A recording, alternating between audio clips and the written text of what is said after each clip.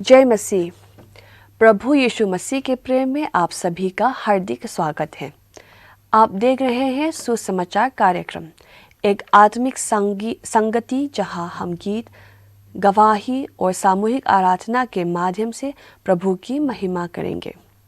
आज की आराधना में हमारे साथ होंगे गीत क्रिश्चियन सेंटर जायपोल की ओर से, प्रवचन स्त्री सिमोन देब के ओर से, गीत चामारी मसीह संगति के ओर से। आइए मन, वचन और आत्मा से हम इस आराधना से सहभागी बने और प्रभु की उपस्थिति को अनुभव करें।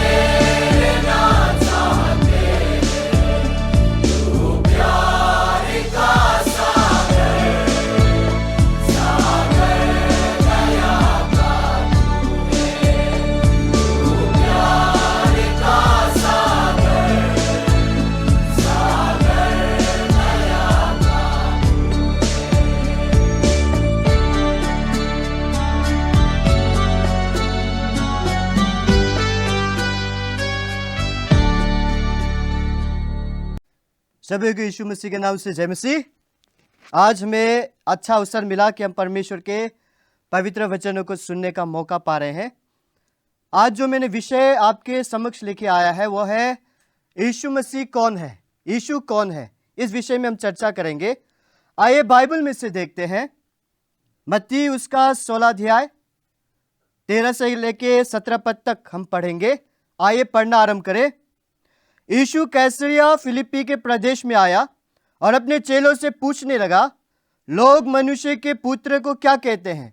उन्होंने कहा, कुछ तो यूहन्ना बपतिस्मा देने वाला कहते हैं, और कुछ एलिया, और कुछ यिर्मयाह या भविष्यद्वक्ताओं में से कोई एक कहते हैं। उसने उनसे कहा, परंतु तुम मुझे क्या कहते हो? शिमोन पतरस ने उत्तर दिया, तू जीवते परमेश्वर का पुत्र मसीह है।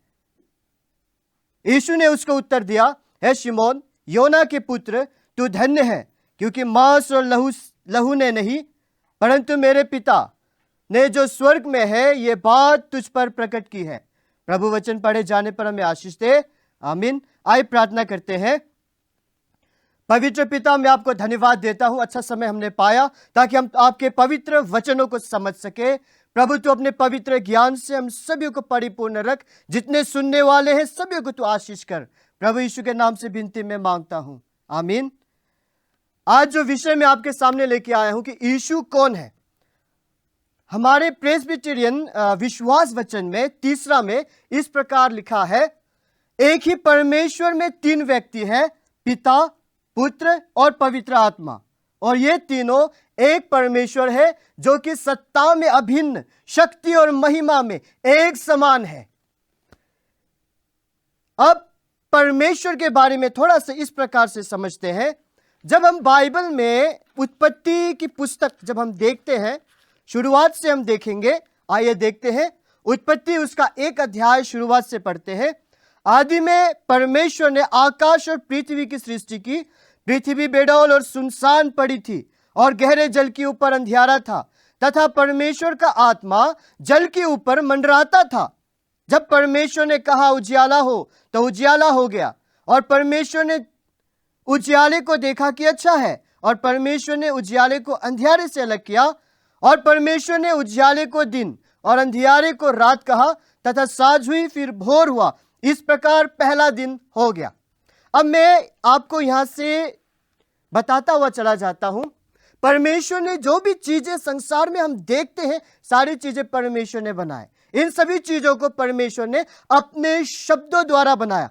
परमेश्वर का शब्द इतना शक्तिशाली, इतना सामर्थ्यपूर्वक है, जो जो उन्होंने कहा वो होता चला गया। आज जो हम देखते हैं, पेड़ पौधे देखे, जीव जंतु को देखते हैं, पक्षियों को देखते हैं, कीड़ों को देखते हैं, पानी के अंदर समुद्र में जितने जीवधारी हैं, जितने भी जीव जंतु, सब परमेश्वर ने अपने शब्दों से उनकी रचना की। और बाइबल कहती है कि परमेश्वर ने इंसानों को अपने हाथ से रचा और उसके नथनों में जीवन का सांस फूका।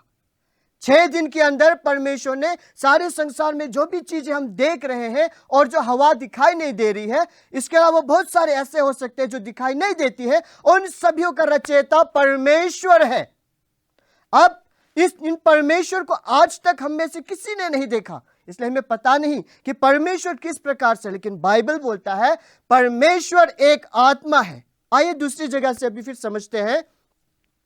हमने थोड़ी देर पहले यह कहा कि परमेश्वर का 3 रूप है, पिता, पुत्र और पवित्र आत्मा। हम ये कहते हैं कि परमेश्वर का पुत्र प्रभु यीशु ख्रिस्ट है। आखिर वो कैसे? आइए थोड़ा सा इस प्रकार समझते हैं। जब हम बाइबल में यीशु मसीह के जन्म के बारे में हम जब ध्यान पूर्वक देखते हैं, तो यहां पे क्या लिखा है, आइए पढ़ते हैं। मत्ती उसका 1 अध्याय 19 पद से हम देखेंगे। अतः उसके पति यूसुफ ने, जो धर्मी था और उसे बदनाम करना नहीं चाहता था, उसे चुपके से त्याग देने का विचार किया। जब वह इन बातों के सोच ही में था, तो प्रभु का स्वर्गदूत उसे स्वप्न में दिखाई देकर कहने लगा, हे यूसुफ, दाऊद की संतान, तू अपनी पत्नी मरियम को अपने यहां ले आने से मत डर, क्योंकि जो उसके गर्भ में है वह पवित्र आत्मा की ओर से है। यानी कि मरियम के पेट में जो बच्चा है वो पवित्र आत्मा की ओर से है। इस प्रकार समझते हैं जैसे कि अगर कोई इंसान अगर किसी जानवर से पैदा होता है तो उसके जन्मदाता कौन है? वो जानवर कहलाएगा। अगर कोई इंसान बड़े पेड़ से पैदा होता है या जन्म होता है, जो असंभव है लेकिन अगर होता है, तो क्या कहेंगे? उसके जन्मदाता वो बड़ा पेड़ कहलाएगा। उसी प्रकार से यदि हम इस वचन की ओर ध्यान पूर्वक सोचते विचार करते हैं, मरियम की अभी शादी नहीं हुई, वो किसी लड़के को नहीं जानता है, किसी के साथ उसका कोई रिश्ता नहीं है वो औरत का, उस लड़की का, लेकिन उसके गर्भ में जो बच्चा है वो पवित्र आत्मा की ओर से, यानी कि परमेश्वर की ओर से। अब यह बात साबित हो जाता है, पवित्र आत्मा कौन? परमेश्वर पिता। परमेश्वर पिता की ओर से मरियम जो है गर्भवती पाई गई, उसमें जो संतान जन्म होता है वह यीशु मसीह है ना। फिर आगे क्या वचन क्या कहता है? 1 अध्याय उसका 21वां पद, वह पुत्र जनेगी और तू उसका नाम यीशु रखना, क्योंकि वह अपने लोगों का उनके पापों से उद्धार करेगा। यीशु मसीह का इस धरती पे जन्म लेने का मकसद लोगों का उद्धार करना, पापों से मुक्ति देना, उन्हें पापों से बचाना है। अब वो यीशु मसीह कैसे जन्म हुआ? परमेश्वर के पवित्र आत्मा से। तो ये साबित हो जाता है कि परमेश्वर के साथ यीशु मसीह का रिश्ता क्या है? आत्मिक रिश्ता है, आत्मा से। उसके आत्मा से यीशु मसीह का जन्म होता है, तो वो वाकई में परमेश्वर का पुत्र है। जिस प्रकार मेरे बच्चों के साथ मेरे खून का रिश्ता है, मेरे बच्चे मुझे पिता कहते हैं क्योंकि मेरी तरफ से उसका जन्म हुआ और उसके साथ मेरा खून का रिश्ता है, उसी प्रकार यीशु मसीह का परमेश्वर पिता के साथ में खून का नहीं बल्कि आत्मा का रिश्ता है, जिससे समझाया गया है कि वो मेरा पुत्र है। वही यीशु मसीह परमेश्वर का पुत्र है। अब हम देखते हैं जैसे कि हमने वचन में क्या पाया था, हमारे विश्वास वचन में, कि परमेश्वर का तीसरा रूप पिता, पुत्र और पवित्र आत्मा। पवित्र आत्मा कौन? इस विषय में हम समझ चुके हैं कि वही परमेश्वर जो आत्मा के रूप में है, वही पवित्र है, वही पवित्र आत्मा है जो अब यीशु मसीह में हो करके वह जन्म लेकर इस धरती पे आया। अब जब हम उत्पत्ति में पढ़ते हैं, वहां पे हमने क्या पाया कि परमेश्वर ने अपने शब्दों से जो है इस संसार को रचा, इस संसार को बनाया। परमेश्वर ने क्या कहा? उजियाला हो, तो उजियाला हो गया। फिर आगे आप देखते जाओगे कि हर एक चीजों को परमेश्वर ने अपने शब्दों से बनाया। यानी कि परमेश्वर से निकला हुआ शब्द जो है बहुत ही शक्तिशाली है, बहुत कुछ कर सकने वाला है। अब हम यीशु मसीह के बारे में इन्हीं चीजों से देखते हैं। बाइबल में जब हम देखते हैं यूहन्ना उसका 1 अध्याय, यूहन्ना उसका 1 अध्याय 1 पद से देखेंगे। आइए पढ़ना आरंभ करें। आदि में वचन था और वचन परमेश्वर के साथ था और वचन परमेश्वर था। यही आदि में परमेश्वर के साथ था। सब कुछ उसी के द्वारा उत्पन्न हुई और जो कुछ उत्पन्न हुई है उसमें से कोई भी वस्तु उसके बिना उत्पन्न नहीं हुई। फिर आगे हम देखते हैं 14वां पद में, यूहन्ना 1 अध्याय 14 पद, और वचन देहधारी हुआ और अनुग्रह और सच्चाई से परिपूर्ण होकर हमारे बीच में डेरा किया और हमने उसकी ऐसी महिमा देखी जैसी पिता के एकलौते की महिमा। अब यहां यह साबित हो जाता है कि जो वचन शुरुआत में था, अब उसने शरीर अख्तियार किया, यह शरीर में वो जन्म होता है। वो कौन है? प्रभु यीशु ख्रिस्ट, प्रभु यीशु मसीह। अब परमेश्वर ने जिस प्रकार शब्दों से, जिस प्रकार अपने हाथों से इंसान को रचा और जिस प्रकार परमेश्वर ने अपने शब्दों से दुनिया को बनाया, उस प्रकार आइए यीशु मसीह के बारे में समझने की प्रयास करते हैं। आप बाइबल में देखते हैं कि यीशु मसीह बहुत सारे रोगियों को चंगा करता है, अंधों को आंखें देता है, लंगड़ों को चलाता है, लूलों को ठीक करता है, अलग अलग प्रकार के बीमारों को ठीक करता है, कोड़ियों को शुद्ध करता है, कोड़ियों को बचाता है, हर प्रकार की बीमारियों को स्वस्थ करते जाता है। जब आप देखोगे मरकुस उसका 2 अध्याय 10 पद में इस प्रकार लिखा हुआ है, परंतु जिससे तुम जान लो कि मनुष्य के पुत्र को पृथ्वी पर पाप क्षमा करने का भी अधिकार है, उसने उस लकवे के रोगी से कहा। यीशु मसीह को धरती के सभी इंसानों को पाप क्षमा करने का अधिकार है कहा, और यह अधिकार केवल परमेश्वर का है। और यह अधिकार, अब हम क्या देखते हैं कि यह अधिकार के साथ यीशु मसीह संसार में आए हैं।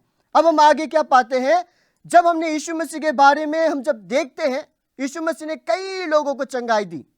अब जो वचन जो हमने शुरुआत में पढ़ी यीशु मसीह के बारे में कि वो जब कैसरिया फिलिप्पी के प्रदेश में आया और अपने चेलों से पूछने लगा, लोग मनुष्य के पुत्र को क्या कहते हैं? उस समय उन्होंने कहा, कुछ तो यूहन्ना बपतिस्मा देने वाला कहते हैं, और कुछ एलिया, और कुछ यिर्मयाह या भविष्यद्वक्ताओं में से कोई एक कहते हैं। यीशु मसीह चाहता था कि संसार के सभी लोग यीशु मसीह को पहचाने कि आखिर यीशु मसीह कौन है। लेकिन ये लोग जो यीशु मसीह के पीछे चलते हैं, ये लोग जो यीशु मसीह के हाथों से हुई चमत्कारों को देखते हैं, वे लोग जो यीशु मसीह के बातों को सुनने के लिए दूर दूर से आते हैं और जो आशा करते हैं कि यीशु मसीह से मुझे आशीष प्राप्त होगा, मैं यीशु मसीह के पास जाऊंगी, अच्छे अच्छे वचनों को सुनूंगी कह के जो लोग इकट्ठे होते हैं। अब यीशु मसीह चाहता है कि वे लोग समझे कि यीशु मसीह कौन है, वे लोग जाने कि यीशु मसीह कौन है। इसी प्रकार यीशु मसीह पूछते हैं कि लोग मुझे क्या कहते हैं। तभी उसके चेले उससे कहते हैं कि आपको तो कुछ लोग यूहन्ना बपतिस्मा दाता कहते हैं, एलिया कहते हैं, यिर्मयाह कहते हैं, भविष्यद्वक्ताओं में से एक कहते हैं, लेकिन यीशु मसीह के सच्चाई लोगों तक नहीं पहुंची या वे समझ नहीं पाते हैं। फिर आगे को हम देखते हैं, यीशु मसीह ने हर वक्त हमें समझाना चाहा कि जिस परमेश्वर को हम ढूंढते आए हैं, जिस परमेश्वर को आज तक हमने कभी नहीं देखा, ये परमेश्वर वही परमेश्वर है जिसे हम पूछते हैं, लेकिन हम लोगों ने उसे नहीं पहचाना। आइए कुछ बीमारी अवस्था में के लोगों को हम देखेंगे। आप जब मरकुस उसका 5 अध्याय 35 से 43 पद में आप जब देखते हैं, वहां पे याईर नाम का एक सरदार जिसकी जो बेटी मर जाती है, यीशु मसीह ने उसे मुर्दों में से जिलाया। फिर हम देखते हैं लूका उसका 7 अध्याय 11 से 17वां पद में एक विधवा का पुत्र जो है वो मर जाता है, उसे भी यीशु मसीह जिंदा करते हैं।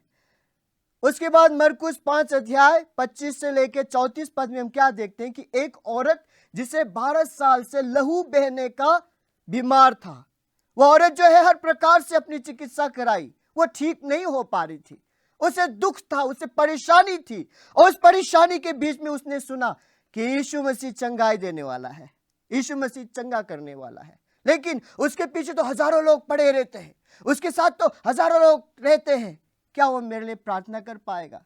क्या वो मैं उसके पास जा पाऊंगी? तब उसका विश्वास उसके मन में यह आता है, अगर मैं केवल उसके कपड़े को ही छू लूं तो मैं चंगी हो जाऊंगी। इस विश्वास से वो औरत जाती है यीशु मसीह के पास और उसने कैसे भी करके यीशु मसीह के कपड़े को छुआ। जब उसने छुआ तब वो औरत जो है उसी घड़ी चंगी हो गई, स्वस्थ हो गई, वो औरत ठीक हो गई।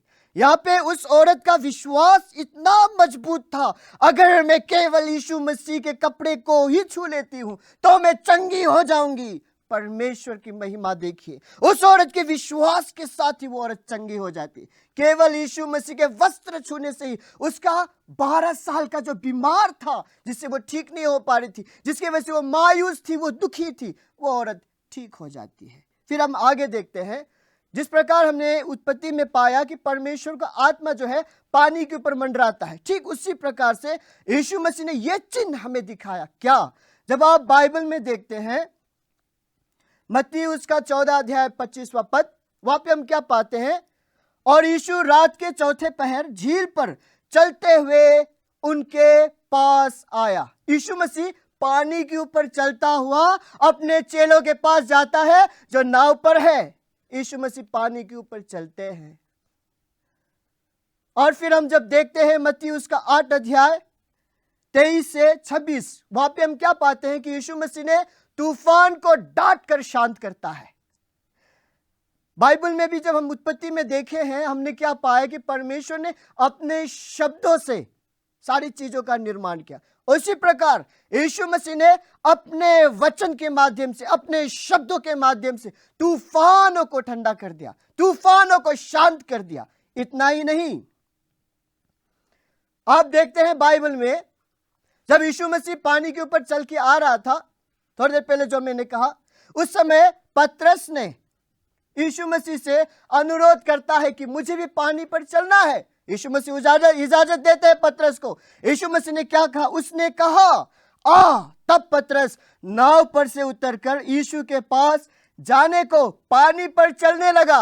यीशु मसीह से निकले वाले शब्द जो है इतनी सामर्थ्य शक्तिशाली है कि पतरस असंभव कोई इंसान पानी के ऊपर चले, लेकिन यीशु मसीह के शब्दों के अनुसार पतरस जब नाव से उतरा वह पानी पर चलने लगा। क्यों? आदेश देने वाला यीशु मसीह है। अब यहां पर भी साबित होता है यीशु मसीह परमेश्वर है। केवल इतना ही नहीं, उन्होंने और भी बहुत सारे कामों को अंजाम दी। लेकिन एक चीज हमें क्या करना है, ध्यानपूर्वक इस बात को समझना है। हम जो विश्वासी है और जो अविश्वासी है, हम जो है यीशु मसीह के पास केवल फायदे के लिए नहीं आना है। कुछ लोग जो है ये कहते हैं कि अगर मुझे यीशु मसीह से फायदा हुआ, मेरे बीवी ठीक हो जाती, मेरे बच्चे ठीक हो जाते, मेरे माँ ठीक हो जाती, मेरे पिताजी ठीक हो जाते, तो मैं अपने जीवन को यीशु मसीह को अर्पण कर दूंगी, मैं यीशु मसीह को ग्रहण करूंगी, मैं यीशु मसीह पर विश्वास करूंगी। लेकिन ऐसा सभी लोग नहीं करते हैं। कुछ लोग होते हैं जो यीशु मसीह से किए वादे को पूरा करते हैं। उनके परिवार में का कोई भी अगर स्वस्थ हो जाता है यीशु मसीह के नाम से, तो वो यीशु मसीह को ग्रहण करके विश्वासी जीवन जीते हैं। पर ऐसे बहुत सारे लोग हैं जो यीशु मसीह के चंगाई पाने के बावजूद वो उसे ग्रहण नहीं करते हैं, बल्कि भूल जाते हैं, उसके पास आना नहीं चाहते। मैं आपसे कहना चाहता हूं, यीशु मसीह भूलने की चीज नहीं, ये वही परमेश्वर है जिसने आपको और मुझे सृष्टि की। आज उसने आपके घर में, आपके परिवार में, आपके समक्ष अगर चमत्कार किए हैं, अगर उसने दिखाया कि वही परमेश्वर है, तो आपका कर्तव्य बनता है उसे जिस प्रकार आपने कहा है उस प्रकार आप उसे ग्रहण करें। वरना आप विचार करें कि आपके जीवन में ऐसी कठिनाइयां बार बार आएंगी, क्या आप तब यीशु मसीह को पुकार करके आप उसे पाओगे? इस सवाल को आप अपने मन में विचार कीजिएगा। हम बाइबल में अब्राहम की जिंदगी के बारे में थोड़ा सा देखेंगे। अब्राहम जिसे परमेश्वर ने चुना, परमेश्वर अब्राहम से कहता है कि तुम अपने कुटुंबियों को, परिवारों को छोड़कर जहां मैं बोलूं वहां पे जाना, उस देश पे जाना जो मैं तुम्हें दिखाता हूं। अब्राहम ने बिना सोचे समझे परमेश्वर की आज्ञा के अनुसार किया। अब्राहम को बहुत सारी कठिनाई भी हुई, कष्ट हुआ, तकलीफ हुआ, परेशानियों से जूझता हुआ, वह लड़ता हुआ आगे बढ़ता चला गया। क्यों? परमेश्वर का आदेश जो था उसके लिए। अब देखिएगा, जब हम बाइबल में पढ़ते तो आज हम उसी अब्राहम के बारे में इतने प्यार से पढ़ते हैं, इतनी अच्छाई से पढ़ते हैं। सभी लोग अब्राहम को मानते हैं। अब्राहम को परमेश्वर ने आशीष से भरपूर किया। अगर कोई इंसान शादीशुदा है, अगर उसके कोई बच्चे नहीं होते हैं, तो बड़ा दुखी रहता है, परेशान रहता है। अब्राहम का भी जिंदगी इसी प्रकार का था। अब्राहम 100 साल पहुंचने वाला है, उसका कोई बच्चा है ही नहीं। उसकी बीवी सरा जो 90 साल पहुंचने वाली है, उसका कोई बच्चा हुआ नहीं। परमेश्वर ने उन्हें आशीष दी। और जब अब्राहम 100 साल का होता है, उसकी बीवी जब 90 साल की हुई, उनका घर एक बेटा पैदा हुआ जिसका नाम इसहाक है। अब्राहम और सरा से इसहाक पैदा होता है। परमेश्वर जिसे चुनता है, जिसे आशीष का कारण बनाता है, उसे भरपूर आशीष देता है। इस बात को हम समझ पाते हैं। फिर आगे हम क्या देखते हैं, दानियल की पुस्तक में अगर आप देखते हैं 3 अध्याय 19 पद से हम अगर पढ़ते जाते हैं, तो हम क्या देखते हैं कि वहां पे एक राजा हुआ करता था, नबूकदनेस्सर। उसने एक बड़ी सोने की मूर्ति बनाई। अब कहा, जो इसे दंडवत नहीं करेगा उसे धधकती हुई भट्टी में झोंक दिया जाएगा जहां पर आग जल रही है। अब यहाँ पे 3 ऐसे पुरुष पाए जाते हैं जिन्होंने उस विशाल मूर्ति के सामने में दंडवत करने से मना किया। कौन थे? सद्रक, मेशक और अबेदनगो। अब उन्हें क्या किया? उन्हें धधकती हुई भट्टी पर फेंक दिया गया, झोंक दिया गया। लेकिन क्या हुआ? जब उन्हें आग की भट्टी में फेंक दिया जाता है, तब वहां पे क्या है? उन्होंने क्या देखा? जिन लोगों ने फेंका हुए क्या देखते हैं? राजा ने क्या देखा? वहां पे 3 नहीं बल्कि 4 पुरुष है। वचन में क्या लिखा है? और चौथे पुरुष के स्वरूप ईश्वर के पुत्र के सदृश्य है। चौथा जो व्यक्ति है वो बिल्कुल परमेश्वर के संतान की तरह है।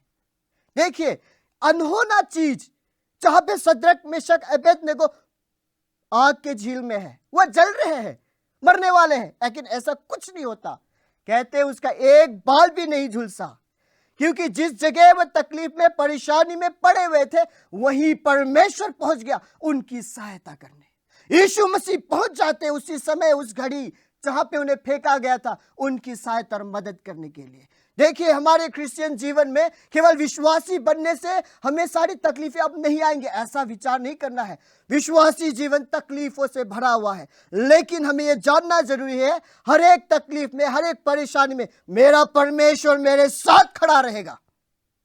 अगर मेरे परिवार भी ना हो, मेरे दोस्त बंधु भाई भी ना हो, कोई भी मेरे साथ दे या ना दे, मेरा प्रभु यीशु हर हमेशा मेरे साथ रहेगा। जिस समय सद्रक मिशक अबेदनगो को आग में झोंका गया, फेंका गया, उस समय भी अगर परमेश्वर वहां पे मौजूद होकर उनकी रक्षा करता रहा, तो आप क्यों डरते हैं? डरिए नहीं, निडर होकर परमेश्वर के कार्य पे लगे रहे, क्योंकि आपका परमेश्वर आपके साथ सदैव है।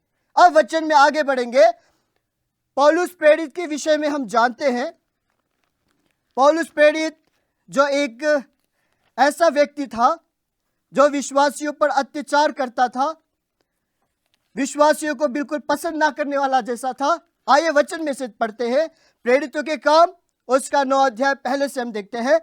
शाऊल जो अब तक प्रभु के चेलों को धमकाने और घात करने की धुन में था, महायाजक के पास गया और उससे दमिश्क के आराधनालयों के नाम पर इस अभिप्राय की चिट्ठियां मांगी कि क्या पुरुष क्या स्त्री जिन्हें वह इस पथ पर पाए उन्हें बांधकर यरूशलेम ले आए। परंतु चलते चलते जब वह दमिश्क के निकट पहुंचा, तो एकाएक आकाश से उसके चारों ओर ज्योति चमकी और वह भूमि पर गिर पड़ा और यह शब्द सुना, हे शाऊल, हे शाऊल, तू मुझे क्यों सताता है? उसने पूछा, हे प्रभु, तू कौन है? उसने कहा, मैं यीशु हूं जिसे तू सताता है। मैं यीशु हूं जिसे तू सताता है। अब ये सताने वाला शाऊल, दूसरों को तकलीफ देने वाला शाऊल, दूसरों को परेशान करने वाला शाऊल, विश्वासियों को नापसंद करने वाला शाऊल, जो लोगों को अत्याचार करता था, जो विश्वासियों को तड़पाता था, अब क्या हुआ? एकाएक आकाश से रोशनी उसके ऊपर आ गिरती है। कुछ नहीं देख पाता वो, इतनी रोशनी, इतना प्रकाश है वहां पे। अब क्या करता है? पूछता है, क्या ये रोशनी कैसे? तभी आकाश से जो शब्द आते हैं वो क्या? ए शाऊल, तू मुझे क्यों सताता है?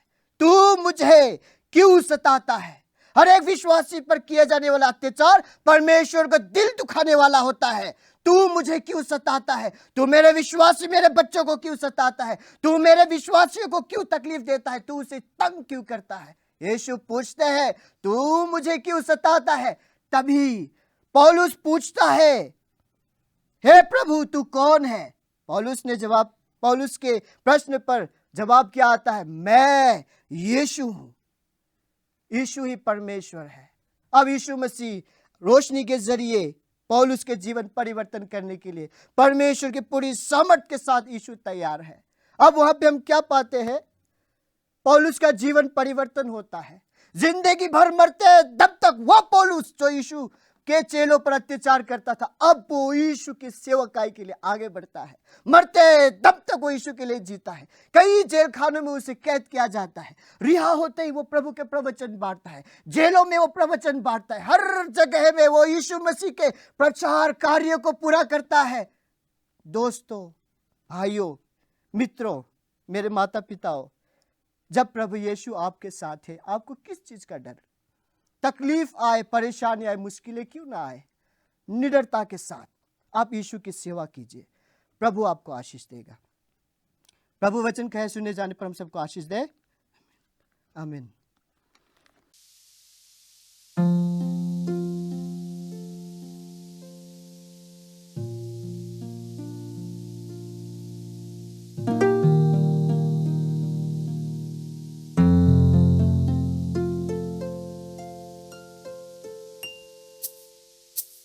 मुक्ति दिलाए यीशु नाम, शांति दिलाए यीशु नाम, मुक्ति दिलाए यीशु नाम,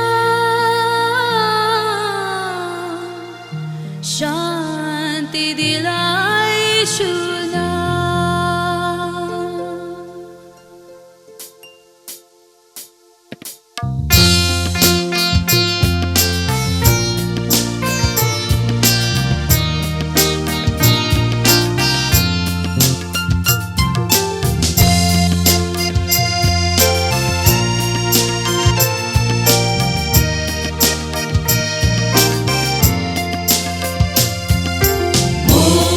दिला यीशु नाम, शांति दिला यीशु नाम, मुक्ति दिला यीशु नाम, शांति दिला यीशु नाम।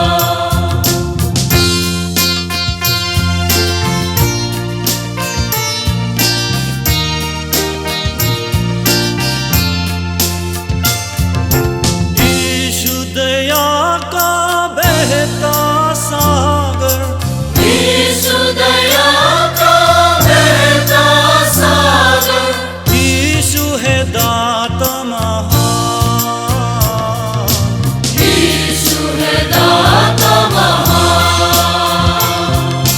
मुक्ति दिला यीशु नाम, शांति दिला यीशु नाम,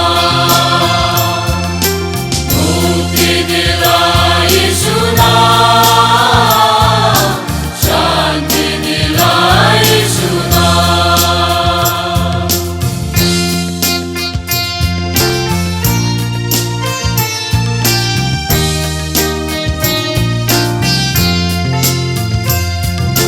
चरनी में तूने जन्म लिया यीशु, धरती में तूने जन्म लिया यीशु, सूली पर किया विश्राम, सूली पर किया विश्राम, मुक्ति दिला यीशु नाम, शांति दिला यीशु नाम, मुक्ति दिला यीशु नाम, शांति दिला यीशु नाम।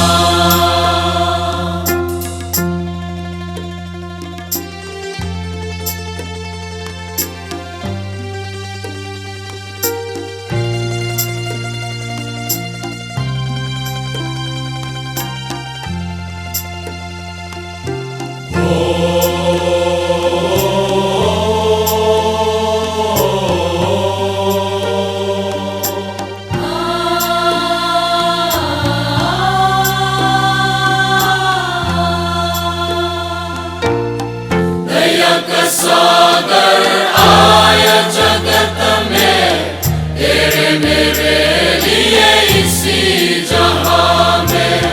दया का सागर आया जगत में, तेरे मेरे लिए इसी जहां में।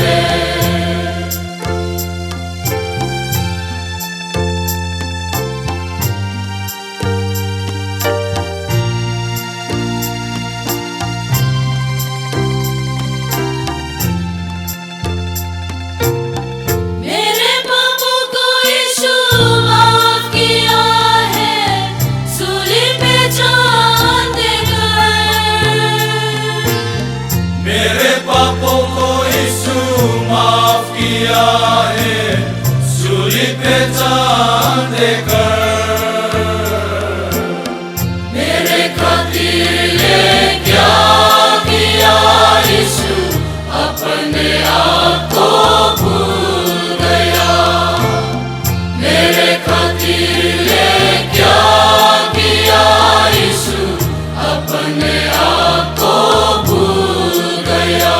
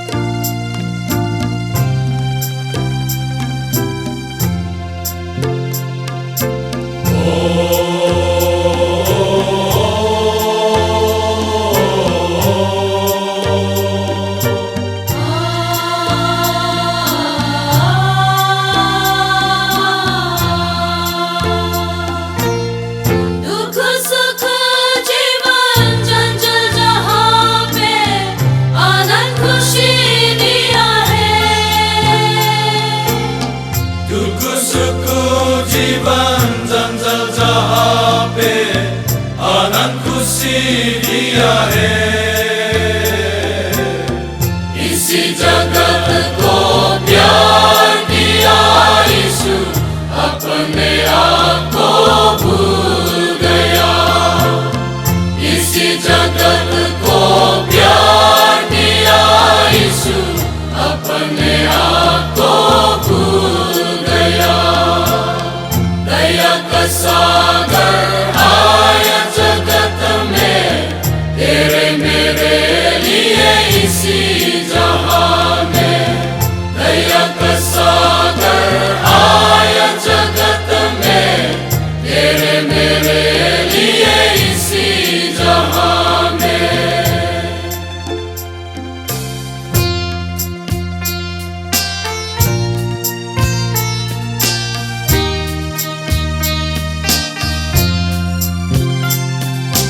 मुक्ति दिलाई सुना, शांति दिलाई सुना। हम सबके पापों को मिटाया, हम सबके पापों को मिटाया। यीशु हुआ बलिदान। यीशु हुआ बलिदान। मुक्ति दिलाई सुना, शांति दिलाई सुना। मुक्ति दिलाई सुना, शांति दिलाई सुना। मुक्ति दिलाई सुना, शांति दिलाई सुना। मुक्ति दिलाई सुना, शांति दिलाई सुना।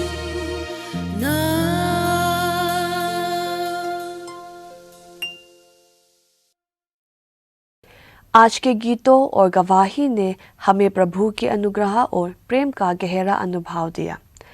हम प्रार्थना करते हैं कि ये आराधना आपके आत्मिक जीवन को मजबूती और नई आशा से भर दे। अगले शनिवार फिर मिलेंगे प्रभु की स्तुति और महिमा के साथ। तब तक प्रभु की शांति और अनुग्रह आपके साथ बना रहे। धन्यवाद।